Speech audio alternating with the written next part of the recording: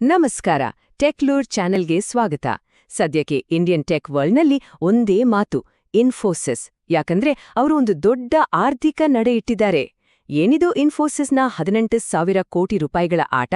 ಬನ್ನಿ ಇದರ ಒಳಗೆ ಇಳಿದು ನೋಡೋಣ. ಹೌದು, ನೀವು ನೋಡ್ತಿರೋದು ಸರಿನೇ. 1-2 ಕೋಟಿ ಅಲ್ಲ, ಬರೋಬ್ಬರಿ 18,000 ಕೋಟಿ ರೂಪಾಯಿ.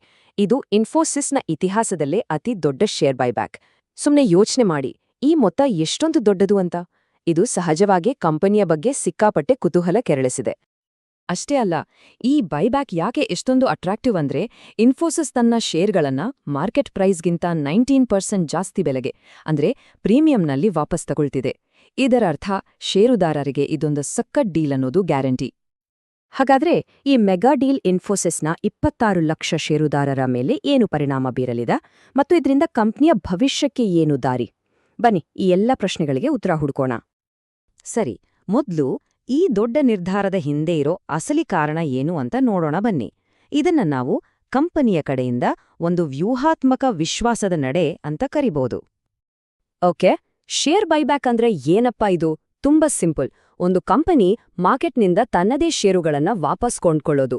ಇದರಿಂದ ಏನಾಗುತ್ತೆ ಅಂದ್ರೆ, ಮಾರ್ಕೆಟ್ನಲ್ಲಿರೋ ಷೇರುಗಳ ಸಂಖ್ಯೆ ಕಮ್ಮಿ ಆಗುತ್ತೆ, ಆಗ ಉಳಿದಿರೋ ಷೇರುಗಳ ವ್ಯಾಲ್ಯೂ ಜಾಸ್ತಿಯಾಗೋ ಚಾನ್ಸಸ್ ಇರುತ್ತೆ. ಸರಿ, ಎಲ್ಲ ಓಕೆ.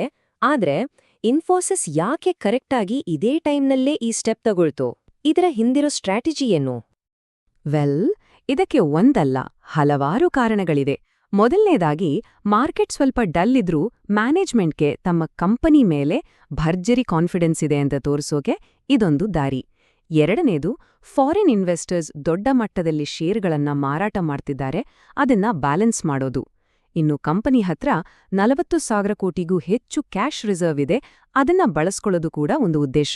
ಇನ್ನೊಂದು ಇಂಟ್ರೆಸ್ಟಿಂಗ್ ಪಾಯಿಂಟ್ ಅಂದ್ರೆ, ಇದರಿಂದ ಪ್ರತಿ ಷೇರಿನ ಗಳಿಕೆ ಅಂದ್ರೆ ಇಪಿಎಸ್ ಸುಮಾರು 3-5% ಹೆಚ್ಚಾಗಬಹುದು. ಕೊನೆಗೆ ಷೇರುದಾರರಿಗೆ ದುಡ್ಡು ವಾಪಸ್ ಕೊಡ್ತೀವಿ ಅನ್ನೋ ತಮ್ಮ ಮಾತನ್ನ ಉಳಿಸ್ಕೊಳ್ಳೋದು. ಈ ಸ್ಲೈಡ್ನಲ್ಲಿರೋ ಚಾರ್ಟ್ ನೋಡಿ ನಿಮ್ಗೆ ಕ್ಲಿಯರ್ ಆಗಿ ಗೊತ್ತಾಗುತ್ತೆ. ಜುಲೈ ತಿಂಗಳಲ್ಲಿ ವಿದೇಶಿ ಹೂಡಿಕೆದಾರರು ಇಂಡಿಯನ್ ಐಟಿ ಸೆಕ್ಟರಿಂದ ಸುಮಾರು 19,091 ಕೋಟಿ ರೂಪಾಯಿ ವಾಪಸ್ ಪಡೆದಿದ್ದಾರೆ. ಆಗಸ್ಟ್ನಲ್ಲಿ ಅದು 11,285 ಕೋಟಿ.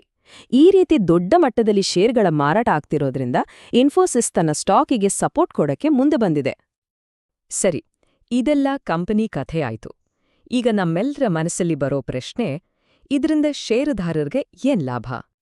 ಇಲ್ಲಿ ನೋಡಿ, ಇದೊಂದು ಕ್ಲಿಯರ್ ಆದ ಅವಕಾಶ. ಮಾರ್ಕೆಟ್ನಲ್ಲಿ ಶೇರ್ ಪ್ರೈಸ್ ಸುಮಾರು 1,511 ರೂಪಾಯಿ ಇದೆ. ಆದ್ರೆ ಇನ್ಫೋಸಿಸ್ ಅದನ್ನ 1,800 ರೂಪಾಯಿ ಕೊಟ್ಟು ವಾಪಸ್ ತಗೊಳ್ತಿದೆ. ಅಂದ್ರೆ ಷೇರುದಾರರು ತಮ್ಮ ಷೇರುಗಳನ್ನ ಕಂಪನಿಗೆ ಮಾರಿದ್ರೆ ತಕ್ಷಣಕ್ಕೆ ಒಳ್ಳೆ ಲಾಭ ಮಾಡ್ಕೋಬಹುದು. ಅಷ್ಟೇ ಅಲ್ಲ, ಲಾಭ ಇಲ್ಲಿಗೆ ನಿಲ್ಲಲ್ಲ, ಇನ್ನೂ ಬೆನಿಫಿಟ್ಸ್ ಇದೆ. ಮೊದಲನೇದಾಗಿ, ಪ್ರತಿ ಷೇರಿನ ಗಳಿಕೆ ಅಂದ್ರೆ ಇಪಿಎಸ್ ಜಾಸ್ತಿಯಾಗುತ್ತೆ. ಜೊತೆಗೆ ಸದ್ಯಕ್ಕೆ 4.4%ನಷ್ಟು ಒಳ್ಳೆ ಡಿವಿಡೆಂಡ್ ಯೀಲ್ಡ್ ಕೂಡ ಸಿಗ್ತಿದೆ. ಯೋಚನೆ ಮಾಡಿ, ವರ್ಷಕ್ಕೆ 30,000 ಕೋಟಿ ಕ್ಯಾಶ್ ಫ್ಲೋ ಇರೋ ಕಂಪನಿ ಅಂದಮೇಲೆ ಹೂಡಿಕೆದಾರರಿಗೆ ಭರವಸೆ ಇದ್ದೇ ಇರುತ್ತೆ. ಅಂದಾಗೆ ಈ ಬೈಬ್ಯಾಕ್ ಇನ್ಫೋಸಿಸ್ನ ಒಟ್ಟು ಷೇರುಗಳಲ್ಲಿ 2.41% ಅನ್ನ ಕವರ್ ಮಾಡುತ್ತೆ. ಸರಿ, ನಾವು ಹೀಗನ್ಕೋತಿದ್ವಿ, ಆದ್ರೆ ದೊಡ್ಡ ದೊಡ್ಡ ಎಕ್ಸ್ಪರ್ಟ್ಸ್, ಆನಲಿಸ್ಟ್ಗಳು ಏನ್ ಹೇಳ್ತಿದ್ದಾರೆ ಇದ್ರ ಬಗ್ಗೆ? ಎಲ್ಲರ ಅಭಿಪ್ರಾಯ ಒಂದೇ ರೀತಿ ಇಲ್ಲ. ಈ ಟೇಬಲ್ ನೋಡಿ.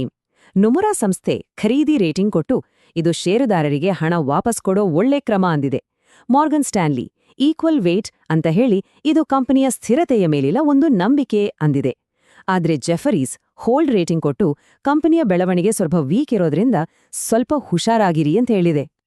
ನೊಮುರಾದ ಈ ಮಾತು ತುಂಬಾ ಇಂಪಾರ್ಟೆಂಟ್.